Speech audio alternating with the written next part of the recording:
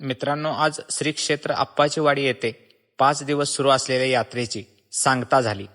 या सोहळ्यासाठी महाराष्ट्रातील कित्येक ठिकाणातून लाखो भाविक यात्रेसाठी उपस्थित राहिले. तर आम्ही नाशिक येथून आलेल्या भक्तांशी संवाद साधला. तर ऐकूया त्यांना इथे येऊन कसं वाटलं. नमस्कार. कुठनं आलाय? नाशिकहून आलोय. हा, मग कायम येत आहे का इकडे आप्पाच्या वाडीला? आप्पाच्या वाडीला आता आलोय. त्याच्या आधी जे आहे ते, याला जाऊन आलो. कुठे? कर्नाटक बॉर्डरला, विजापूर जवळ. विजापूर. हा, तिथे जाऊन आलेलो आहे. बाकी कानिफनाथांच्या ठिकाणी, नाथांच्या बऱ्याच ठिकाणी जाणं होतं. नाथांची आज्ञा असेल त्यावेळेस जिथे प्रेरणा होती तिथे जातो. या वर्षी आलोय. आता येणार येणारच. कसं वाटलं तुम्हाला इकडे? छान एकदम सुंदर आहे. गावामध्ये सगळे लोक जे आहेत सगळं काम करतायत. आमचे सहकारी आहेत.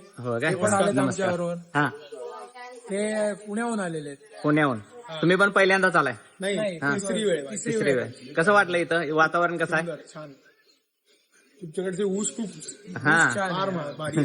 आणि उत्सव जो आहे तो खूप छान शांतता याच्याने व्यवस्थित होतोय. आणि सगळ्यात महत्वाचं म्हणजे नाथांच्या दरबारात मिळतं ते समाधान आणि समाधान. तर मित्रांनो, मी तर असं म्हणेन की असा हा अद्भुत स्वर्ग सोहळा अनुभवायला आपलं भाग्यच असावं लागतं. सिद्धनाथांच्या नावानं